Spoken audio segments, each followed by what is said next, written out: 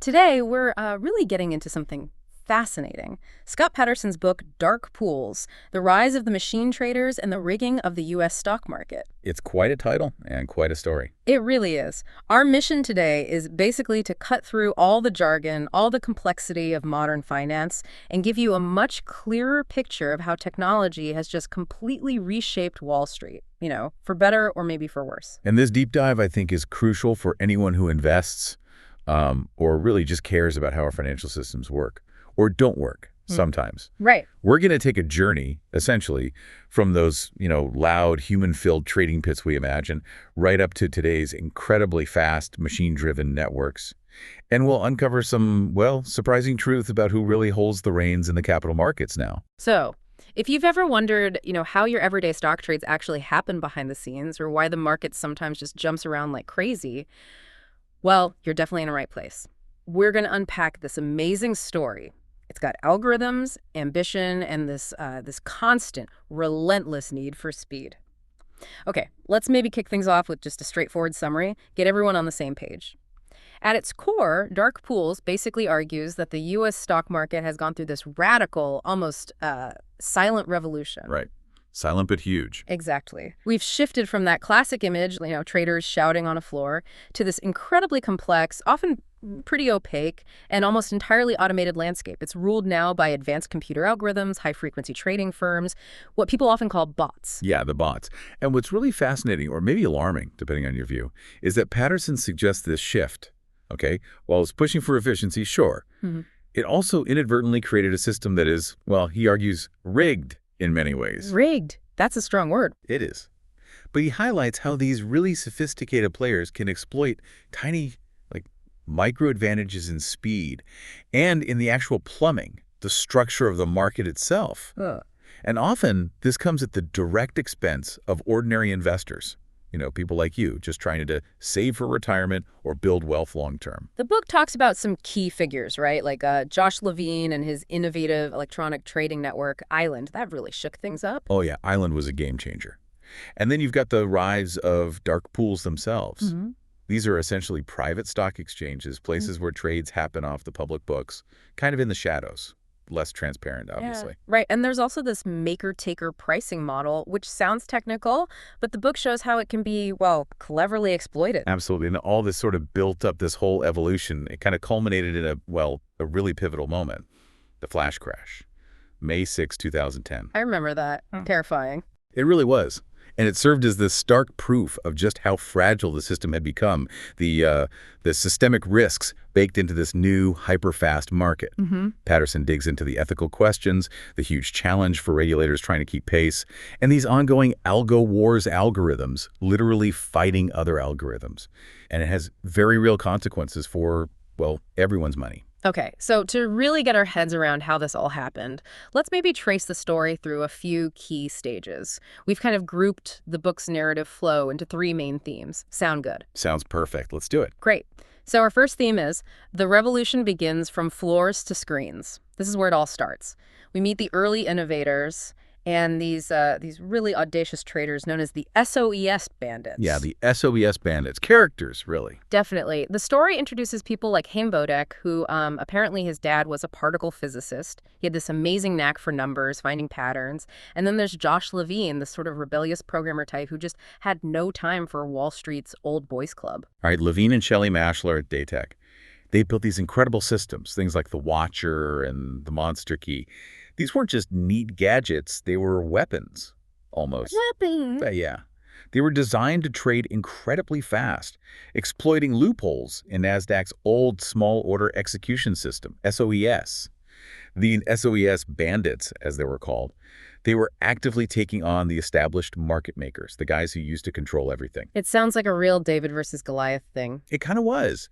And the anti-establishment vibe was so strong, Mashler actually wore a Nasdaq sucks t-shirt to a regulatory hearing. I mean, can you imagine? Wow. That's bold. Their goal, ostensibly, was faster, more efficient markets, but they did it by finding and exploiting the cracks in the old ways. And it wasn't just them, right? External forces were pushing things too, like the Justice Department and the SEC. Absolutely, they got involved, largely because of something called the Christie-Schultz study.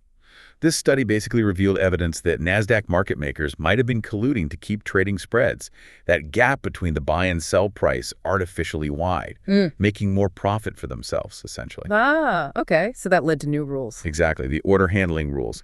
And these new rules, kind of unintentionally, created the perfect environment for something new, electronic communications networks, or ECNs. ECNs, so these are the automated systems. Precisely. They automatically match buyers and sellers. No human dealer needed. Levine's Island quickly became a huge player, a really powerful ECN. And you also had Jerry Putnam's Archipelago jumping in. And Island did something else pretty radical, didn't they, with pricing? They did. They pioneered trading in pennies, decimalization, which seems obvious now. But the big exchanges, NYSE and Nasdaq, they sought it for years. Why? Because those wider spreads, like trading in eighths or sixteenths of a dollar, were super profitable for their members. Right. The wider the spread, the more the middleman makes. Exactly. So Island just went ahead and did it. This whole period, it was really the triumph of the electronic systems, the beginning of the end for the old trading floors. Which brings us neatly to our second theme, the dark side of speed, algo wars, and market vulnerabilities. This is where the competition really heats up and maybe gets a little murky. Murky is a good word for it. Patterson dives into what he calls the algo wars. It's basically this relentless battle fought entirely by computer programs.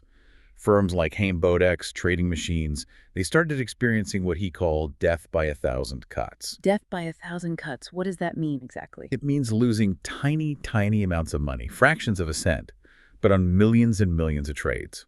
All because other algorithms were just slightly faster, slightly more aggressive, figuring out their strategies. Wow. And this is where we see things like front running. Well, yeah, that term comes up. Dan Matheson, who was a key architect of electronic trading at Credit Suisse, he called himself a market plumber. He openly talked about seeing fast-moving robot trading machines front-running long-term investors. Okay, explain front running in this context. Sure. So in this high-speed world, it means an algorithm detects a large institutional order, say from a pension fund, about to hit the market. It races ahead, buys or sells just before that large order executes, and then instantly flips its position for a tiny profit caused by the price impact of the big order. It happens in fractions of a second. So they're basically skimming profits off the big, slower orders. That's the argument, yeah. And this kind of activity pushed a lot of those big investors into the dark pools we mentioned earlier. They were seeking privacy, trying to hide their large orders. But that didn't entirely work either. Not always. Patterson describes how predator algos learned to hunt in the dark pools too. They'd send out tiny pinging orders to try and sniff out those hidden large orders. It became a real cat and mouse game. It sounds exhausting. And Matheson, the insider, he was critical of the exchanges themselves. He was, yeah. He actually accused the exchanges of catering to what he called pick-off artists. Those traders just using speed to grab tiny, risk-free profits. Which, coming from someone building these systems, is pretty damning. Yeah, that's significant. The book even details specific strategies, like the zero-plus scalping strategy, which showed how certain really complex order types combined with that top-tier speed from co-location. Co-location, that's putting your computer right next to the exchange's computer. Exactly. Physically, right there. That combination could almost guarantee tiny wins on trades. It highlights how access and speed became this overwhelming advantage. And this escalating arms race, this fragility, it all leads to the flash crash, doesn't it? It really does. May 6, 2010, the Dow plunges nearly 1,000 points and then bounces back, all within minutes. It was chaos. What actually triggered it? Well, the book explains, and regulators later confirmed, that a single, very large sell order from a mutual fund called Waddell & Reed was executed by an algorithm. But the way it was executed, combined with the high-frequency traders already battling each other, it triggered this terrifying feedback loop. A feedback loop.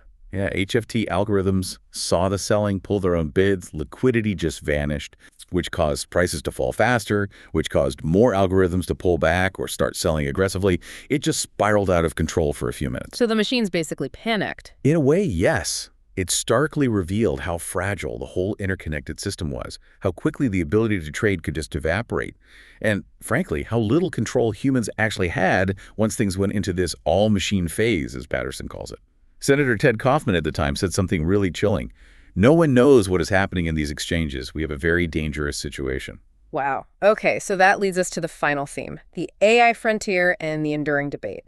Where does the technology go next, and what are the big questions left hanging? Right. This part looks at the cutting edge. Patterson revisits Haim Bodek, who, after his HFT firm collapsed, actually pivoted. He started using machine learning, AI, not for microsecond trading, but to predict stock movements over, like, 10 minutes. A completely different game. So moving beyond just pure speed. Exactly. And we're introduced to this company, Rebellion Research, and their AI called STAR. They envisioned it as a kind of digital Warren Buffett. It's digital Warren Buffett, serious. That was the dream. And interestingly, STAR apparently navigated the 2008 financial crisis pretty well. Started making contrarian buys, financial stocks, insurance stocks, when everyone else was panicking. It showed the potential for AI to actually learn and adapt in complex markets, maybe even better than humans in some ways. That's fascinating, but also maybe a little scary, handing over decisions to AI. It raises huge questions, absolutely, and connects back to this core paradox Patterson highlights. Remember the SOES bandits, the rebels? Ones fighting the system. Well, Patterson argues they, or people like them, eventually became the new insiders. They were the ones pushing the exchanges for faster data feeds, for those complex order types that benefited their strategies. They shaped the new system. So the rebels became the establishment. In a sense. And there's this really powerful quote from Thomas Peterfia, who was one of the absolute pioneers of electronic trading. He confesses later, saying something like, "I championed technology. I saw the good sides. I didn't foresee the fragmentation, how people could use tech to follow the letter of the law but kill its spirit." That's quite an admission. It really is. It speaks volumes about unintended consequences. Yeah. And it leaves us with these big lingering questions about fairness, about regulation, and, what's the real cost of all this for the average long-term investor? For you. Okay, that's a fantastic overview of the narrative. Now let's try and boil it down even further. We've pulled out what we think are some of the absolute key insights, the main takeaways from dark pools. You ready? Let's hit them. Okay, number one, the human-to-machine shift. Basically, control of the market dramatically moved from people to algorithms. This completely changed the game and brought in all sorts of new, unforeseen issues. 2. Speed as the ultimate advantage. High-frequency trading, or HFT, firms use tiny speed differences. We're talking milliseconds, even nanoseconds gained through things like colocation. And often, that's at the expense of slower traditional investors. 3. Exploitable market structure. Things like dark pools and that maker-taker pricing. They were meant to help, but they became tools for HFTs to basically siphon off profits, often without really helping find the true price of a stock. That maker-taker thing, getting paid to post orders while carefully taking others, it could be an almost guaranteed win sometimes. 4. Systemic fragility. The flash crash wasn't just a glitch. It showed that these super-fast, super-connected markets driven by algorithms are inherently prone to sudden, cascading collapses. Liquidity can just disappear in seconds. Terrifying, really. 5. The regulatory gap. Put simply, the rule makers just couldn't keep up. Technology evolved way faster than regulators could understand or control it, leaving loopholes wide open for new kinds of manipulation or arbitrage. 6. Rigged for the fast. This is Patterson's big controversial claim. He builds a strong case that the market structure itself ended up favoring the fastest, most technologically advanced players. This leads to this sort of invisible transfer of wealth, maybe just pennies per trade, but billions overall, from everyday investors to these HFT firms. 7. The paradox of transparency. Electronic trading was supposed to make everything clearer, right? But with dark pools and these super complex order types, only algorithms understand. Well, in some ways, the market actually became more opaque, harder for regular folks to grasp. 8. The AI frontier's dual nature. Looking ahead, AI offers this incredible promise, maybe those digital Warren Buffetts, but it also carries huge risks. Think rogue algorithms, unpredictable crashes, things we might not even understand until it's too late if we don't control it properly. And finally, 9. The evolution of insiders. It's that ironic twist. The original innovators, the rebels who broke the old system, they eventually became the new insiders, subtly bending the new system to benefit themselves. It's really powerful set of takeaways, and it forces that question, doesn't it? When the tech that was supposed to level the playing field actually creates new, maybe even steeper advantages, what does that really mean for the idea of a fair market? Definitely makes you think. Okay, to really let this sink in, let's hear some direct words from the book and the people involved. We've picked out some key quotes that capture the essence of this story. Yeah, hearing it in their own words is powerful. Okay, first up, Dan Matheson, the market plumber at Credit Suisse. The policies of today's exchanges cater to the needs of high-volume, short-term, opportunistic traders. That's pretty blunt coming from an insider. Very blunt. Hmm. Then there's Haim Bodek, the trader battling the algos. First describing his firm's struggle as death by 1,000 cuts, and then his final stark conclusion after digging into it: the entire system was rigged. Chilling. And listen to this. An exchange rep apparently told Bodek straight up regarding standard order types, "You can't use those. Those limit orders are going to get run over." It just shows how the system was actively biased towards speed. And here's a peek inside the machine from an HFT strategy document the book quotes. It restates the goal. Use the market depth and our orders priority in the queue to create scalping opportunities where the probability of a +1 tet gain is substantially greater than the probability of a -1 U1 uptack loss. It's pure probability hacking, basically. Very clinical. Then, after the flash crash, Senator Ted Kaufman voiced what many felt. No one knows what is happening in these exchanges when this trading is going on. We have a very dangerous situation. That admission of lack of control is terrifying. And Thomas Peterfy, the pioneer we mentioned, reflecting back: "I must confess, I was an ardent proponent of bringing technology to trading. I did not see the forces of fragmentation and the opportunity for people to use technology to keep to the letter but avoid the spirit of the law." That's real hindsight. Powerful. And on the AI frontier, Spencer Greenberg from Rebellion Research warns, machine learning can be disastrous in the hands of people who don't know what they are doing. Unnecessary caution, perhaps. Definitely. And finally, Scott Patterson, the author, summing up the journey of those early pioneers. Whether they knew it or not, they were on their way to becoming the new insiders of Wall Street and the new enemy. Whoa. Yeah, quite the arc. So this deep dive into dark pools, it really drives home how these, seemingly abstract tech shifts have incredibly real, tangible impacts on everyone, from you and maybe planning for retirement right up to the stability of the entire global financial system. It paints this picture, doesn't it? Where the relentless chase for speed, for algorithmic edge, has turned the stock market into this super complex, sometimes arguably rigged system. And that threatens stability, threatens fairness for all of us, which, distilled down, is really the one-sentence takeaway. Dark Pools exposes how the relentless pursuit of speed and algorithmic advantage by machine traders has transformed the U.S. stock market into a complex, often rigged system, threatening stability and fairness for all investors. So it leaves an important question for you listening right now. In a market that's increasingly driven by this invisible robot swarm, always fighting for microsecond advantages, what does it even mean to be a well-informed investor today? And how can you navigate a landscape that's this complex and maybe sometimes compromised? And here's maybe one more thing to chew on.